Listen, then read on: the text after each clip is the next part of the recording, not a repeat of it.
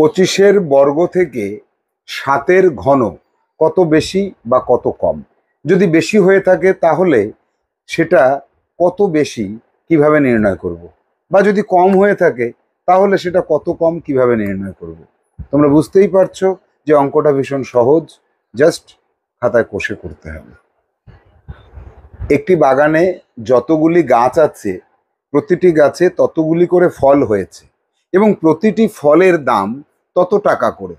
তাহলে এবার প্রশ্ন হতে পারে, বাগানের গাছের সংখ্যা দিয়ে বলল মোট ফলের দাম কত, বা মোট ফলের দাম বলা থাকলো গাছের সংখ্যা কত বা কতগুলি ফল আছে। এই সমস্যার সমাধান আমরা করতে পারি, কিন্তু যদি বলা হয় যে ফলের সংখ্যা এই কটি, তাহলে মোট ফলের দাম কত? তাহলে কি করব? একটি সংখ্যার বর্গের বর্গমূল কত, বা বর্গমূলের বর্গ কত, বা ঘনের ঘনমূল কত, বা ঘনমূলের ঘন কত? এই সমস্যা যদি তোমার পরীক্ষার হলে পাও তুমি, তাহলে 1 সেকেন্ডও তোমার কাছে অনেক বেশি হবে উত্তর করার জন্য। হ্যাঁ, চ্যাপ্টারের নাম বর্গ বর্গমূল বা ঘন ঘনমূল।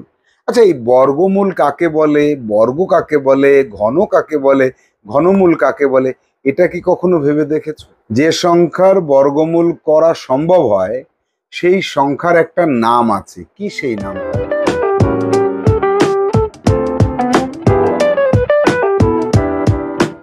Hello students, welcome to Saha institute Jawahar Navodaya বিদ্যালয় প্রবেশিকা পরীক্ষার অঙ্ক ক্লাস। নিশ্চিত নবোদয় বই, চ্যাপ্টার নম্বর 6, বর্গ বর্গমূল ঘন ঘনমূল। তো এই বর্গ বর্গমূল ঘন ঘনমূল চ্যাপ্টারের প্রতিটি সমস্যা আজকে আমরা বুঝে নেব এবং তার সমাধান কৌশলগুলিকে শিখে নেব। পরীক্ষার হলে এই চ্যাপ্টার থেকে অঙ্ক আসবেই আসবে। যদি ডাইরেক্ট অঙ্ক না পাও তাহলে কি মনে করবে যে অঙ্ক আসেনি? অবশ্যই আসবে। অন্য যে কোনো চ্যাপ্টারে অঙ্ক করতে গেলে তোমার কোথাও না কোথাও বর্গ বর্গমূল ঘন ঘনমূলের প্রয়োজন হবে। এই চ্যাপ্টারকে বাদ দিয়ে জওহর নবোদয় বিদ্যালয় প্রবেশিকা পরীক্ষার প্রশ্নপত্র গঠিত হয় না।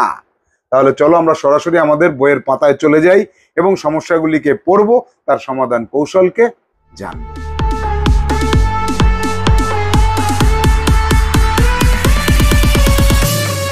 আমরা চলে এসেছি আমাদের বইয়ের পাতায়, চ্যাপ্টার নম্বর 6।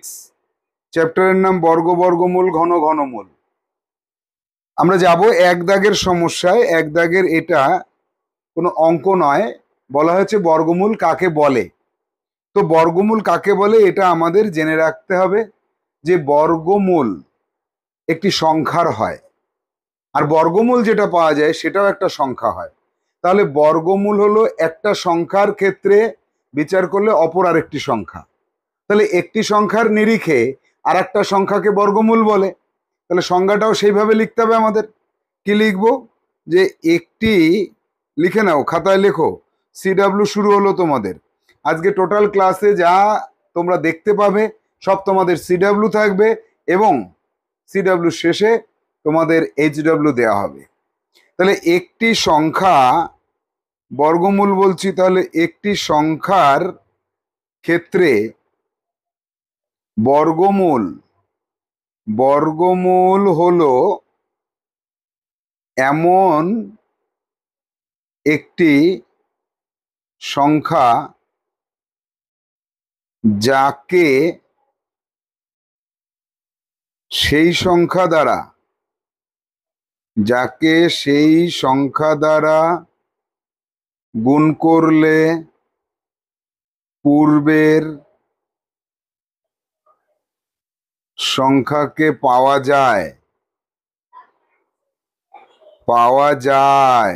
এই কথাটা আমাদের কাছে যে সংজ্ঞাটা আমরা পেলাম এটা ক্লিয়ার হলো না।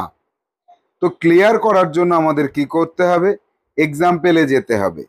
এক্সাম্পলে আসা যাক।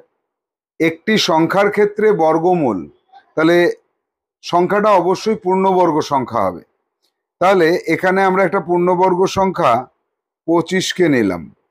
25-এর বর্গমূল 25-এর বর্গমূল নির্ণয় করব কিভাবে? √25 লিখব। এখানে রাফে আমরা রাফ করে রাখবো 25কে উৎপাদকে বিশ্লেষণ করব, অর্থাৎ 5 × 5 = 5। অর্থাৎ 25-এর বর্গমূল হলো এই একটা সংখ্যা, যে সংখ্যাকে এই এই সংখ্যা দিয়ে আবার গুণ করলে ওই পূর্বের সংখ্যায় ফিরে আসা যায়। তাহলে বর্গমূল হচ্ছে 25-এর ক্ষেত্রে 5, বর্গমূল 25-এর ক্ষেত্রে 5। আবার এই 5কে ওই সংখ্যা দিয়ে অর্থাৎ 5 দিয়েই গুণ করলে 25-এ ফিরে আসা যায়। তাহলে বর্গমূল কাকে বলে আমাদের কাছে খানিকটা ক্লিয়ার হলো। এবার যাব এক্সাম্পল আর একটা দেখবো, তাহলে আমাদের কাছে আরো ক্লিয়ার হয়ে যাবে। এক্সাম্পল নাম্বার 2 দেখো, যে একটা সংখ্যা যেমন 144, এই 144 এর বর্গমূল করব। 144-এর বর্গমূল সেটা কত হয়? সেটা হয় √144। এবার যেমন 25-এর ক্ষেত্রে আমরা একটা সংখ্যা পেয়েছিলাম, এখানে কটা পাই দেখি। 144-কে 2 দিয়ে ভাগ করলে 72 হয়, 2 দিয়ে ভাগ করলে 36 হয়, 2 দিয়ে ভাগ করলে 18 হয়, 2 দিয়ে ভাগ করলে 9 হয়, 3 দিয়ে ভাগ করলে 3 হয়। তাহলে এক্ষেত্রে আমরা কি পাচ্ছি? 2 গুণ 2 গুণ 2 গুণ 2, 4টে 2 গুণ 3 গুণ 3। তাহলে এক্ষেত্রে আমরা পাচ্ছি 4টে 2-এর জন্য 2টো 2 বাইরে আসবে, আর 2টো 3-এর জন্য একটা 3 বাইরে আসবে, √এর বাইরে আসবে। 2 দুগুণে 4, 3 4 12।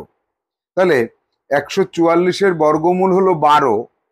আবার এই 12কে সেই সংখ্যাকে আবার সেই সংখ্যা দিয়ে গুণ করলে ওই 144-এ ফিরে আসা যায়। যদি তোমার মনে হয় যে 12 গুণ 12 করলে 144 হবে না, তাহলে তোমাকে এখানে প্রমাণটা করে দিতে হবে।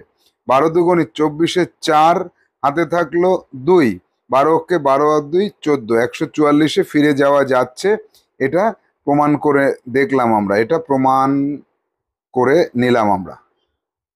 তাহলে বর্গমূল কাকে বলে এটা আমরা বুঝতে পারলাম কি, তাই তো?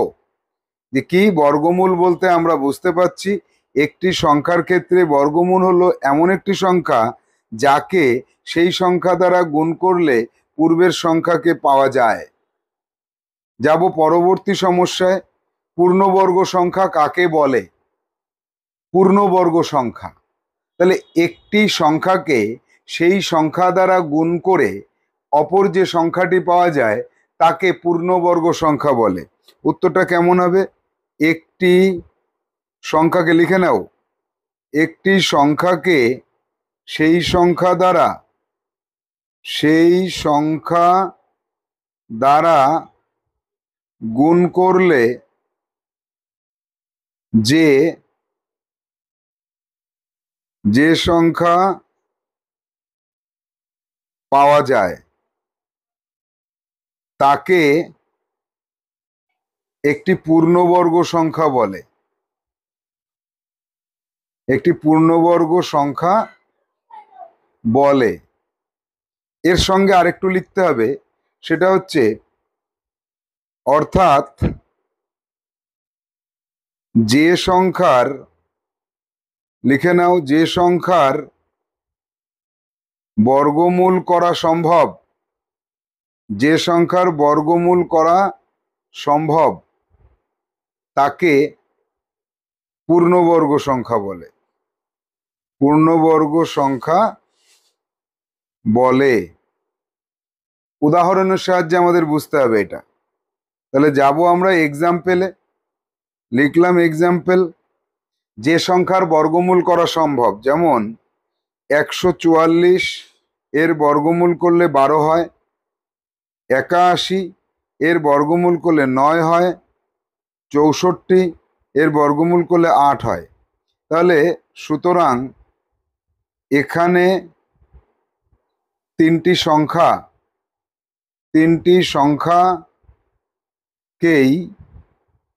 সংখ্যাকেই পূর্ণবর্গ সংখ্যা বলে। তাহলে তিনটে সংখ্যা কি কি? এখানে আমরা যে তিনটে সংখ্যাকে পেয়েছি 144, 81, 64, অর্থাৎ যে সংখ্যার বর্গমূল করা যায় সেই সংখ্যার নাম হচ্ছে পূর্ণবর্গ সংখ্যা। ক্লিয়ার হলো বিষয়টা? 2 দাগের সমস্যাটি। যাব আমরা পরবর্তী সমস্যা 3 দাগে। ঘনমূল কাকে বলে? একদম বর্গমূল কাকে বলে যেমন ভাবে করেছি, ঘনমূল কাকে বলে ঠিক তেমন ভাবেই করতে পারবো। একটি একটি সংখ্যার ক্ষেত্রে লিখে নাও, একটি সংখ্যার ক্ষেত্রে ঘনমূল ঘনমূল হলো এমন একটি সংখ্যা, এমন একটি সংখ্যা যাকে পরপর 3 বার লিখে গুণ করলে পূর্বের সংখ্যা পাওয়া যায়। পূর্বের সংখ্যা পাওয়া যায়। এবার এক্সাম্পলের সাহায্যে বিষয়টা আমাদের বুঝে নিতে হবে। এক্সাম্পলে কি বলছে, যে এমন একটা সংখ্যা মনে করো 27, একে ঘনমূল করব। তাহলে এমন একটা সংখ্যা পাবো যাকে পরপর 3 বার, যেমন ধরো 27, 3 নং 27, 3 তিরিকে 9, তাহলে 3 গুণ 3 গুণ 3, এই 3 বার গুণ করলে পাওয়া যায়। তাহলে এটা সমান সমান 3। তাহলে 27-এর ঘনমূল সমান সমান 3। আবার 3 গুণ 3 গুণ 3 করলে 27 পাওয়া যায়। অর্থাৎ একটা সংখ্যা 27, তার ঘনমূল 3, আবার 3কে পরপর 3 বার লিখে গুণ করলে সেই পূর্বের সংখ্যায় ফিরে আসছি। তাহলে আমরা ঘনমূল কত বলবো? 27-এর ক্ষেত্রে ঘনমূল বলবো 3, 64-র ক্ষেত্রে ঘনমূল কত বলবো? 4 বলবো, 125-এর ক্ষেত্রে ঘনমূল কত বলবো? 5 বলবো। এভাবে পরপর করে আমরা ঘনমূল, যেটা আমাদের নিশ্চিত নবোদয় বইয়ের প্রথম দিকে রয়েছে, প্রথম 20টি সংখ্যা এবং প্রথম 30টি সংখ্যা, 30টি সংখ্যার বর্গ এবং 20টি সংখ্যার ঘন, এটা তোমাকে মুখস্থ করে রাখতে হবে। পরীক্ষার হলে গেলে অন্য অঙ্ক করার সময় এই মুখস্থ বিদ্যাটা যদি তুমি ব্যবহার করতে পারো, অনেক কম সময়ে অনেক বড় বড় সমস্যার সমাধান করতে পারবে। পরীক্ষার হলে সময় বাঁচাতে পারবে এবং সঠিক উত্তরটা আদায় করে নিয়ে আসতে পারবে। অর্থাৎ পরীক্ষায় তুমি এগিয়ে থাকবে সবার থেকে। যাব পরবর্তী সমস্যায় 4 দাগে। 4 দাগে বলছে একটি সংখ্যার বর্গের বর্গমূল কত হয়? একটি সংখ্যার বর্গের বর্গমূল, বিষয়টা কেমন হলো? বর্গের বর্গমূল, সেই বর্গের বর্গমূলটা কত হয়? সেই সংখ্যা নিজেই হয়। বর্গের বর্গমূল সেই সংখ্যা নিজেই হয়। এক্সাম্পলের সাহায্যে বিষয়টা আমাদের বুঝতে হবে। যেমন একটি সংখ্যা মনে করো 6, এর বর্গ করো, এর বর্গ সমান সমান 6 গুণ 6 সমান সমান 36। আবার এই 36-এর বর্গমূল করো, সেটা সমান সমান 6-এ ফিরে আসা যায়। আবার আরেকটা এক্সাম্পল দেখে নেই, যেমন 8, 8-এর বর্গ করলে কত হয়? 64 হয়। আবার 64-এর বর্গমূল করলে 8 হয়। তাহলে কোনো একটা সংখ্যার বর্গের বর্গমূল করলে আমরা সেই সংখ্যাকেই ফিরে পাই। আবার অন্য আরেকটা যদি দেখি, 9-এর বর্গ করলে 81 পাই, আবার 81-র বর্গমূল করলে সেই 9-এই ফিরে আসা হয়।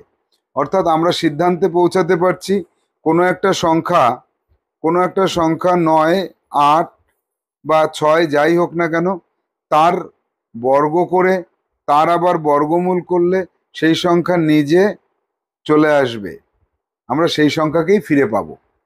যাব পরবর্তী সমস্যাতে। পরবর্তী সমস্যা 5 দাগ দেখো, একটি সংখ্যার ঘনের ঘনমূল কত হয়? উত্তর হবে কি? সেই সংখ্যা নিজে। এক্সাম্পলের সাহায্যে বুঝে নিই এটাও। 3-এর ঘন সমান সমান 27, আবার 27-এর ঘনমূল সমান সমান 3।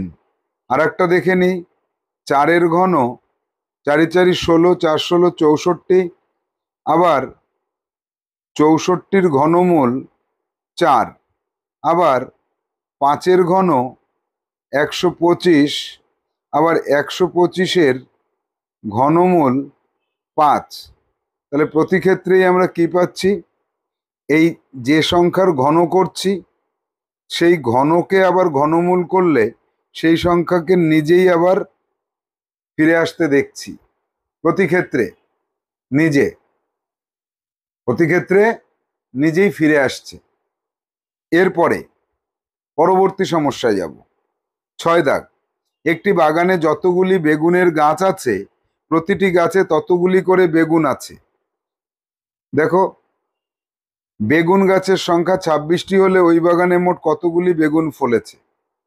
তাহলে যত তত বললে বর্গ করতে হয়, এই জায়গাটা লিখে নাও, মনে রাখবে সারা জীবন, সারা জীবন মনে রাখতে হবে। সেটা কি, যতর সাথে তত থাকলে হয় বর্গ করব আর না হলে বর্গমূল করব, যে কোনো একটা করতে হবে।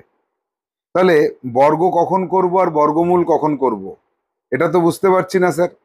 তাহলে যখন ছোট সংখ্যা দেওয়া থাকবে তখন বর্গ করবে, যখন বড় সংখ্যা দেওয়া থাকবে তখন বর্গমূল করবে। এই কটা কথাকে সারা জীবন মনে রাখতে হবে। তাহলে এবার একটি বাগানে যতগুলি বেগুনের চারা আছে প্রতিটি গাছে ততগুলি করে বেগুন আছে। গাছের সংখ্যা 26 হলে মোট কতগুলি বেগুন আছে। তাহলে আমি মনে করব, এই অঙ্কটা করার জন্য আমি ধরে নেব যে, ধরি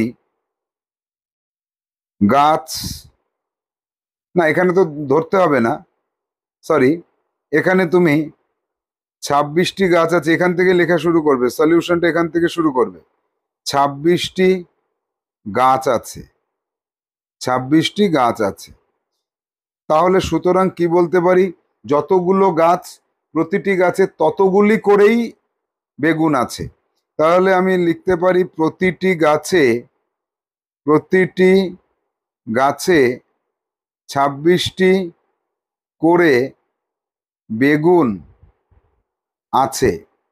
এই কথাটা আমি কেন বলতে পারছি, কারণ যতগুলি বেগুন গাছ আছে প্রতিটা গাছে ততগুলি করে বেগুন ফলেছে, এই কথাটা কিন্তু এখানে বলে দিয়েছে। দেখো, যতগুলি গাছ, একটি বাগানে যে কটা গাছ আছে প্রতিটা গাছে ততগুলি করে, মানে সেই কয়টা করে। তাহলে গাছ আছে 26টা, প্রত্যেকটা গাছে তাহলে 26টা করেই বেগুন আছে। সুতরাং সুতরাং আমরা এখানে একটা জিনিস বুঝে নেই, একটা গাছে 26টা আর একটা গাছে 26টা, মোট কটা হলো 26 যোগ 26। আর একটা গাছে 26টা, আর একটা গাছে 26টা, এইভাবে পরপর যোগ করতে করতে 26টা গাছে 26খানা 26কে যোগ করতে হবে। তার সহজ রূপ হচ্ছে 26 গুণ 26। তাহলে এখানে আমরা কি করব, এই জায়গায় আমরা লিখব তাহলে মোট বেগুনের সংখ্যা, যদি বেগুন গাছ 26টি হয় তার সাথে আবার 26 গুণ করে দেব। 26 গুণ 26 করলে, গুণটা করবে তোমরা এখনই, তাহলে 26 গুণ 26 করলে যা পাবো ততগুলি বেগুনের সংখ্যা হবে। 26 গুণ 26 কত হয়, 676, সমান সমান 676টি। এই গুণটা নিজেরা করো, এখানে করো গুণটা, খাতার ডান পাশে নিজে গুণ করবে, করো। এবার যাব আমরা উত্তরে। তাহলে ওই বাগানে কতগুলি বেগুন ফলেছে সেটা হবে উত্তর। সুতরাং ওই বাগানে 676টি বেগুন ফলেছে। এই উত্তরটা সম্পূর্ণ তোমাকে লিখতে হবে, তা না হলে কিন্তু প্র্যাকটিস পিরিয়ডে আমি তোমার খাতাকে ক্যান্সেল করব। যাব পরবর্তী সমস্যা 7 দাগে, একটি বাক্সে যতগুলি দেশলাই আছে প্রতিটি দেশলাইয়ের ভিতর ততগুলি করেই কাঠি আছে। মোট কাঠির সংখ্যা এতটি হলে কতগুলি দেশলাই আছে। তাহলে এবার দেখো, এই জায়গাটা ভালো করে লক্ষ্য করো, যত তত এই কথাটা লেখা আছে, তাহলে হয় বর্গ করব আর তা না হলে বর্গমূল করব। এই দুটো কথা আমরা শিখেছিলাম। এবার যদি বড় সংখ্যাটা থেকে থাকে তাহলে বর্গমূল, যদি ছোট সংখ্যাটা থেকে থাকে তাহলে বর্গ। আগেরটায় ছোট সংখ্যা ছিল। এবার আমাকে লক্ষ্য করতে হবে এটা বড় সংখ্যা না এটা ছোট সংখ্যা। তাহলে একটি বাক্সে যতগুলি দেশলাই আছে প্রতিটি দেশলাইয়ের মধ্যে ততগুলি করে কাঠি আছে। তাহলে যদি দুটো দেশলাই থাকে প্রতিটা দেশলাইতে দুটো করে কাঠি থাকবে, মোট কাঠি কত হবে? 2 দুগুণী 4টে। তাহলে মোট কাঠি দেশলাইয়ের সংখ্যার থেকে বেশি। আবার 3টে দেশলাই থাকলে কাঠি থাকবে 3টে করে 9টা। তাহলে কাঠির সংখ্যা দেশলাই সংখ্যার থেকে বেশি। এখানে কাঠির সংখ্যা দিয়েছে, তাহলে কাঠির সংখ্যাটা বড়। কাঠির সংখ্যাটা নিশ্চয়ই দেওয়া আছে এখানে, এটা আমি বুঝে গেলাম। তাহলে দেশলাইয়ের সংখ্যাটা কিন্তু আমি নির্ণয় করতে পারবো। তাহলে এই ক্ষেত্রে নির্ণয় করার জন্য আমরা বর্গমূল একবারেও করতে পারি অথবা এক্স ধরে সমস্যাটা সমাধান করতে পারি। তা আমি এখানে এক্স ধরে করব। মনে করি দেশলাইয়ের সংখ্যা, দেশলাই আছে, মনে করি দেশলাই আছে এক্সটি। এই কথাটা আমরা ধরতেই পারি, তাতে আমাদের কোনো অসুবিধা নেই। এবার পরের লাইনে, সুতরাং প্রতিটি দেশলাইতে কাঠি কয়টা করে আছে? প্রতিটি দেশলাইতে কাঠি থাকবে, কাঠির সংখ্যা হবে ওই এক্সটি করেই হবে। সুতরাং আমরা বলতে পারি আগের সমস্যা অনুযায়ী মোট কাঠি সমান সমান এক্স এর সাথে এক্স গুণ সমান সমান এক্স স্কোয়ার। আবার আরেকটা জিনিস আমরা লক্ষ্য করেছি, লক্ষ্য করেছিলাম মোট কাঠি সমান সমান 1089টি। তাহলে এই জায়গাটা আমরা এবার কম্পেয়ার করি যে কাঠির সংখ্যা এটা, কাঠির সংখ্যা ওইটা। একই দেশলাই একই কাঠির ক্ষেত্রে এটা কাঠির সংখ্যা এটাও কাঠির সংখ্যা। সুতরাং আমরা বলতে পারি এক্স স্কোয়ার ইকুয়াল টু 1089। আমরা সমীকরণ পেয়ে গেছি, এক্স ধরে সমীকরণ পেলাম। আচ্ছা, সমীকরণের উভয় পার্শ্বে বর্গমূল করা যায়। তাহলে এখানে লেখো উভয় পার্শ্বে, এরকম লিখে লিখে করবে, উভয় পার্শ্বে বর্গমূল করে পাই। উভয় পাশে বর্গমূল করে কি পাচ্ছি? এক্স ইকুয়াল টু √1089 সমান সমান 1089 এর বর্গমূল করলে কত হয় এটা তোমাদের জানা আছে। বলো তো কত হয়? সেটা বের করতে হবে নিজেকে। এখনই বসে নির্ণয় করো, নিজে করবে এটা, সময় দেব আমি। 1089 যদি এটা 20-র বাইরে চলে যায় বা 30-এর বাইরে চলে যায় তাহলে তো অবশ্যই তোমাকে বর্গমূল করতে হবে। 3 দিয়ে করলে 3 তিরিখকে 9, 1 3 6 18, এই 3 তিরিখকে 9। আবার 3 দিয়ে কাটলে 3 অক্ষে 3, এই। এবার 11 দিয়ে কাটলে 11 অক্ষে 11, 3 গুণ 3 11 গুণ 11। তাহলে দুটো 3-এর জন্য একটা 3, 11-র জন্য একটা 11, 33। তাহলে আমরা কি পেলাম? X equal to 33। এখানে কতগুলি দেশলাই আছে? এখানে আমি লিখেছিলাম দেশলাই আছে এক্সটি। আবার এখানে আমি পেলাম, দেখো দেশলাই আছে এক্সটি, আবার এক্স এর মান পেলাম 33। তাহলে এক্স ইকুয়াল টু যদি 33 হয়, সুতরাং আমরা বলতে পারি দেশলাই সংখ্যা 33টি। এই কথাটা আমরা বলতে পারি। তাহলে আমরা দেখলাম অঙ্কটা কি, যতগুলি দেশলাই আছে প্রতিটি দেশলাইতে ততগুলি করে কাঠি আছে। আমি ধরেছি এক্সটি দেশলাই আর কাঠি আছে প্রত্যেকটা দেশলাইয়ের মধ্যে এক্সটি করে। তাহলে আমার এক্স স্কোয়ারটি কাঠি ছিল, আবার এখানে বলেছিল এতটি কাঠি। তাহলে এই দুটোকে সমান করে আমরা কি করলাম? আমরা এখানে সমীকরণ নির্ণয় করে নিয়েছি। সেখান থেকে এক্স ইকুয়াল টু 33 মানে দেশলাইয়ের সংখ্যা 33। যাব পরবর্তী সমস্যা 8 দাগে। 8 দাগের সমস্যায় কি পাচ্ছি? একটি বাগানে যতগুলি গাছ আছে প্রতিটি গাছে ততগুলি করে আম আছে, আর প্রতিটি আমের মূল্য তত টাকা করে। তাহলে আমের সংখ্যা 144টা, 144টা হলে আমের মোট মূল্য কত? এই অঙ্কটা একটু কঠিন, কিন্তু ভালো করে বুঝে নিতে পারলে এই অঙ্কটা যদি পরীক্ষায় আসে, অধিকাংশ স্টুডেন্ট ভুল করলেও তুমি ভুল করবে না। এখানে দেখো কি বলেছে, আমাদের আরেকটু শিখে নিতে হবে। এই জায়গাটা আমাদের একটু মনে রাখতে হবে সারা জীবন।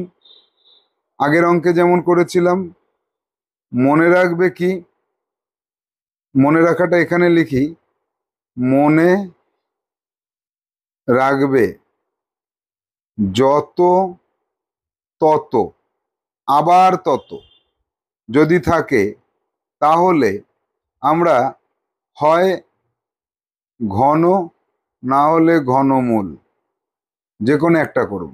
ঘন কখন করব? যখন আমার কাছে ছোট সংখ্যাটা থাকবে।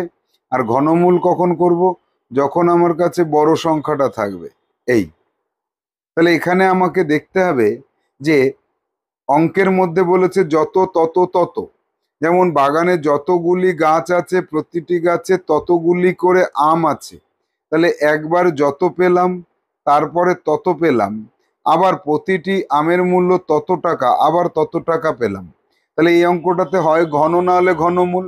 কিন্তু এখানে আমরা দেখছি যে এইখানটাতে আমরা একটা জিনিস লক্ষ্য করতে পারছি, সেটা কি, যে আমের সংখ্যা দিয়ে দিয়েছে।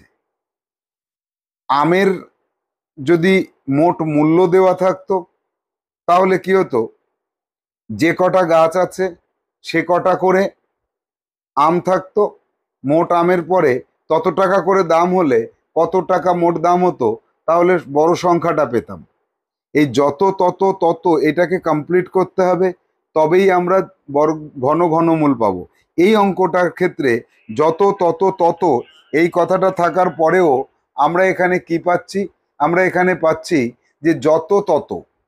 দেখো, এইটুকুকে মনে রাখবে, একটি গাছে যতগুলি আম আছে প্রতিটি গাছে ততগুলি করে আম আছে।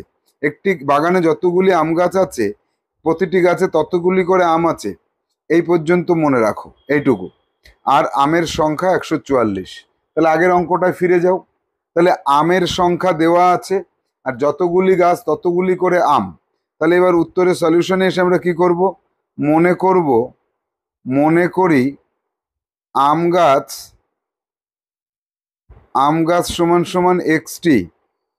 তাহলে প্রতিটি গাছে, সুতরাং কি লিখতে পারি, প্রতিটি গাছে আম আছে, প্রতিটি গাছে আম আছে এক্সটি করে। সুতরাং মোট আম, মোট আম কত হচ্ছে দেখো তো, এক্স গুণ এক্স সমান সমান এক্স স্কোয়ার। সুতরাং মোট আমের সংখ্যা এক্স স্কোয়ার ইকুয়াল টু 144টি। এই কটা আম ছিল। এখান থেকে আমরা কি লিখতে পারি, এক্স ইকুয়াল টু √144 সমান সমান 12টি। এই পর্যন্ত আমরা আগের অঙ্কের মতো পেলাম, গাছের মানে গাছ কটা পেলাম সেটা বেরিয়ে গেল, গাছ ইকুয়াল টু 12টি পেলাম।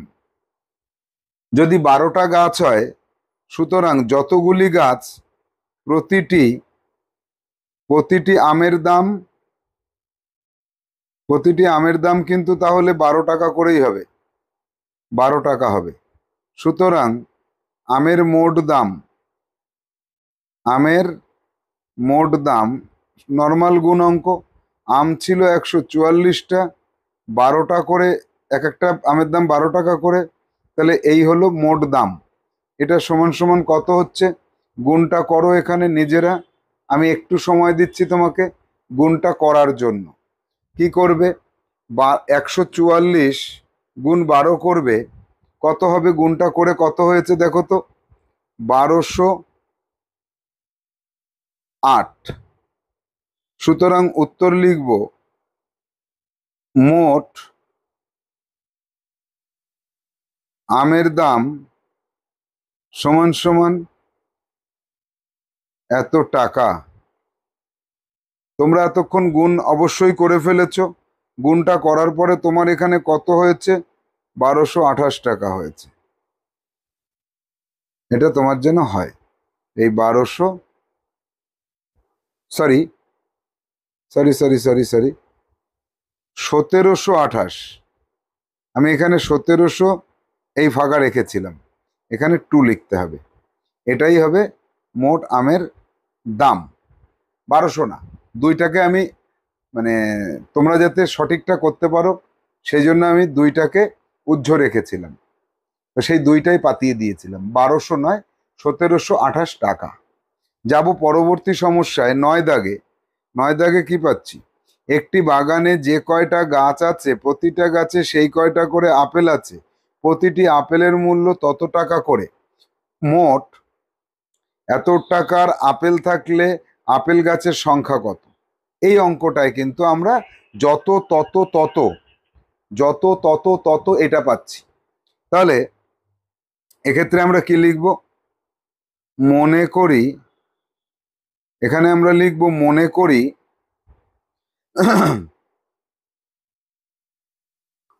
বাগানে যে কটা গাছ আছে, মনে করি গাছ আছে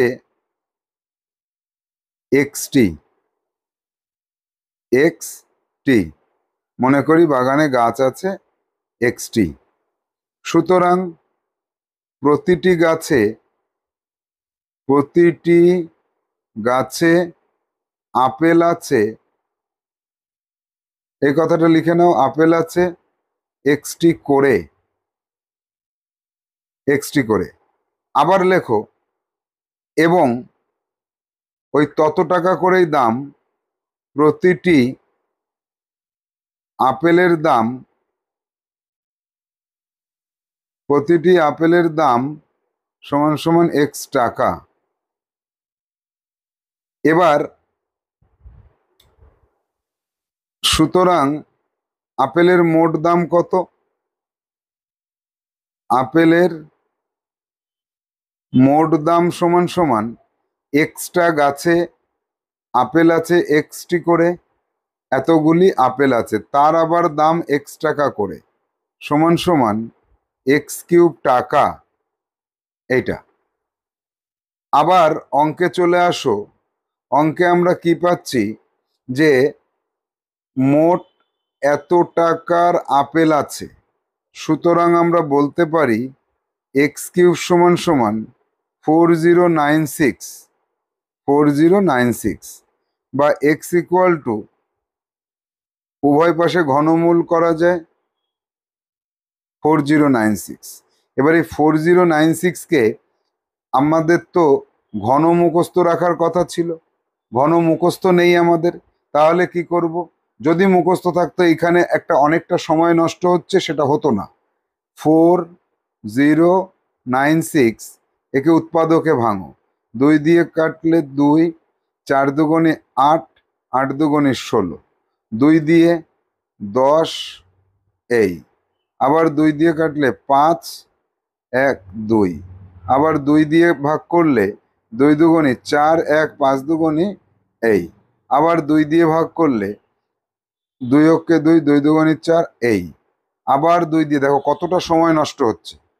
তাহলে 2 দিয়ে কাটলে 6, 4, 2 দিয়ে ভাগ করলে 32, আবার 2 দিয়ে ভাগ করলে 16, আবার 2 দিয়ে ভাগ করলে 16কে 8 হয়, 2 দিয়ে ভাগ করলে 4 হয়, 2 দিয়ে ভাগ করলে 2 হয়। তাহলে আমরা কতগুলো পাচ্ছি এখানে? এখানে 2 দিয়ে ভাগ করলে 2 হবে। এখানে 16টাকে উপরে লিখি, 16কে 2 দিয়ে ভাগ করলে 8 হচ্ছে, 2 দিয়ে ভাগ করলে 4 হচ্ছে, 2 দিয়ে ভাগ করলে 2 হচ্ছে। অর্থাৎ কতগুলো 2 পেলাম গুণে দেখো। এবার ঘনমূল নির্ণয় করতে হবে, 3টে 3টে করে, 1টা 2টো 3টে, এই 3টের জন্য 1টা 2 বাইরে আসবে, আবার এই 3টের জন্য 1টা 2 বাইরে আসবে, আবার এখানে 1টা 2টো 3টে, এই 3টের জন্য 1টা বাইরে আসবে, এই 3টের জন্য 1টা 2 বাইরে আসবে। তাহলে কত হচ্ছে? 2 দুগুণে 4, 4 দুগুণে 8, 8 দুগুণে 16। তাহলে এক্স এর মান বেরোলো 16। এবার কি আছে? যে আপেল গাছের সংখ্যা কত? আমি আপেল গাছের সংখ্যা এক্সটি ধরেছিলাম। তাহলে এবার উত্তরে চলে আসো, এখানে সরাসরি উত্তর লিখে দিই। আপেল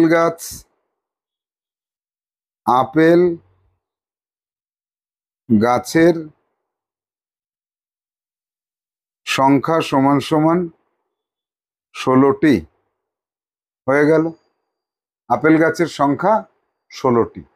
যাব অঙ্কটাকে একবার দেখে নিই তাহলে পুরোটা, যে একটি বাগানে যে কটা গাছ আছে প্রতিটি গাছে সেই কটা করে আপেল আছে, প্রতিটি আপেলের মূল্য তত টাকা করে, মোট এত টাকার আপেল থাকলে আপেল গাছের সংখ্যা কত। তাহলে এখান থেকে এইটুকুকে আরো একবার দেখে নাও, একটা বাগানে তাহলে 16টি আপেল গাছ আছে। এবার এটাকে আমরা প্রমাণ করে দেখতে পারি, অনেক সময় আমাদের প্রমাণ করে দেখতে হয়। 16টি গাছ, 16টা করে আপেল, মোট আপেলের সংখ্যা পেয়ে গেলাম। এক একটা আপেলের দাম 16 টাকা করে হলে এই। তাহলে আমরা 20টা সংখ্যার ঘন মুখস্থ রাখতে বলেছিলাম, তার মধ্যে 16র ঘন যদি আমাদের মনে থাকতো এইটা, তাহলে এই যে সময় নষ্টটা হয়েছিল অন্তত পক্ষে 3 থেকে 4 মিনিট সময় আমরা সেভ করতে পারতাম। যাব পরবর্তী সমস্যায়। 10 দাগ। তোমার ভাই একটি টেবিল কিনেছে 126 টাকায়। দোকানে 126টি টেবিল আছে, দোকানে কত টাকার টেবিল আছে? তাহলে এখানে উত্তর কি হবে? একটি, এটা ঐকিক নিয়মে করছি, একটি টেবিলের দাম সমান সমান 126 টাকা। তাহলে আরো 126টি টেবিলের দাম সমান সমান 126 গুণ 126 টাকা। গুণফলটা নির্ণয় করো এখানে, 126 গুণ 126, তাড়াতাড়ি করবে, কুইক। দেখো তো কত হয়। তুমি যদি 126 গুণ 126 করো এবং এইরকম গুণ করার অভ্যাস তোমার থাকে, তাহলে এতক্ষণে তোমার গুণ প্রায় শেষের দিকে। তাহলে 15, আমার গুণফলটা আমি লিখছি, তোমারটা তুমি লেখো, 1576। এবার তাহলে উত্তর লিখবো, সুতরাং দোকানে আরো 1576 টাকার টেবিল আছে। আমার উত্তরের সাথে তোমার উত্তর আশা করি মেলেনি, কারণ 1576-এর মাঝখানে একটা 8 হবে। এবার তোমার সাথে আমার মিলেছে হয়তো, তাহলে আমি উত্তরে পৌঁছে যেতে পেরেছি, সঠিক উত্তরে। তোমার কি তাই হলো? যাব পরবর্তী সমস্যা। আচ্ছা, এখানে 10 দাগের পরে 11 দাগে আসবো। 11 দাগে নর্মাল একটা সমস্যা, 5-এর স্কোয়ার প্লাস 4-এর স্কোয়ার প্লাস 12-এর স্কোয়ার, 5 5 25 যোগ 4 4 16, 12 12 144। তাহলে 25 16 144 উপর নিচে যোগ করবে সারা জীবন। 6 4 10 আর 5 15, 5 হাতে 1, 2 আর 2 4 আর 4 8, সমান সমান কত হলো? 185। উত্তরটা কি করে লিখবো? স্যার এখানে তো প্রশ্নের অঙ্ক না, তাহলে তো উত্তর লেখা যাবে না। যাবে, নির্ণেয় যোগফল, এটাকে যোগফলই বলা যায়, 185, এইখানে উত্তর আসলো। এরপরে যাব 12 দাগে।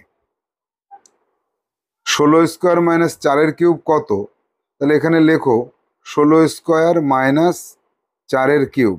16-র স্কোয়ার 30 পর্যন্ত মুখস্থ আছে। 16 16 কত? 256 মাইনাস 4-এর কিউব কত? 64। তাহলে 256 মাইনাস 64, 2 9 192, 192। সুতরাং তুমি উত্তর হিসেবে কি লিখবে? নির্ণেয় বিয়োগফল, নির্ণেয় বিয়োগফল সমান সমান 192। হয়ে গেল। 13 দাগে যাব। 13 দাগের সমস্যায় পাচ্ছি যে 45 তার স্কোয়ার মাইনাস 6-এর কিউব কত হচ্ছে? 45-এর স্কোয়ার তো আমাদের মুখস্থ নেই, তাহলে আমাদের এখানে 45-এর স্কোয়ার করলে 45 গুণ 45 নিজেদের করে নিতে হবে। করো। এই গুণটা নিজেরা করবে। প্রতিটা বারে আমি যখন বলছি গুণটা নিজেরা করো, অর্থাৎ ক্যালকুলেটর ইউজ না করে নিজেরা 45 গুণ 45 করবে, তাহলেই কিন্তু তোমার উত্তর মিলবে। তাহলে 45 গুণ 45 করলে তোমার সাথে আমার মিলছে কিনা দেখো। 2025 হয়েছে আমার। 6-এর কিউব করে কত হচ্ছে? এখানে 2025, আর 6-এর কিউব করলে 6 গুণ 6 গুণ 6, এটা তো তোমাদের মুখস্থ। 36 গুণ 6, তাহলে 6 ছক 36, 3 3 6 18 আর 3 21, 216। তাহলে এখানে 216, বিয়োগটা সবসময় উপর নিচে করবে। 216, 6 আছে 9 0 8, 1809, 1809। দেখো তো তাই হলো কিনা। 2025, 2025 থেকে 216 বিয়োগ করো, মাইনাস 216 কত হচ্ছে? 2025 মাইনাস 216, 1809। একদম উত্তর মিলে গেল। সুতরাং এবার কি লিখবো? নির্ণেয় বিয়োগফল। এখানে কিন্তু তুমি বিয়োগফল লিখলেও হবে। নির্ণেয় বিয়োগফল সমান সমান 11809। এই পর্যন্ত লিখলে তোমার অঙ্ক একদম সঠিক হয়েছে। যাব 14 দাগের সমস্যায়। 64 এর ঘনমূলের থেকে 2-এর বর্গ কত বেশি? তাহলে আগে আমাকে কি করতে হবে? 64 এর ঘনমূল নির্ণয় করে নিতে হবে। 64 এর ঘনমূল সমান সমান √3 আমরা মুখস্থ আছে বলে জানি 4-এর 4 হয়। আবার এই পাশে করতে হবে 2-এর বর্গ, 2-এর বর্গ সমান সমান 2² = 4। তাহলে এই পাশে আর এই পাশে সমান হলো। তাহলে 64 এর ঘনমূল 4, তার থেকে 2-এর বর্গ 4 কত বেশি? কত বেশি তো হচ্ছে না, সমান সমান হচ্ছে। তা অঙ্কের ভাষায় উত্তর কি লিখব? যে 64 এর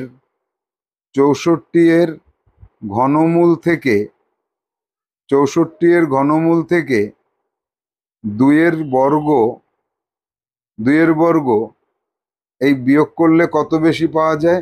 0 বেশি, 0 বেশি। এভাবে আমাকে নির্ণয় করে দেখাতে হবে। যাব পরবর্তী সমস্যা, অর্থাৎ আমাদের এই অধ্যায়ের শেষ সমস্যা।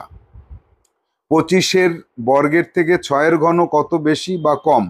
একই রকম ভাবে 25-এর বর্গ আগে নির্ণয় করো। 25-এর বর্গ সমান সমান 25 গুণ 25 সমান সমান 625। আবার এই পাশে নির্ণয় করো 6-এর ঘন সমান সমান 6 গুণ 6 গুণ 6, কত হলো? 216। তাহলে কত বেশি বা কত কম? এটা বেশি না এটা বেশি? কোনটা বেশি?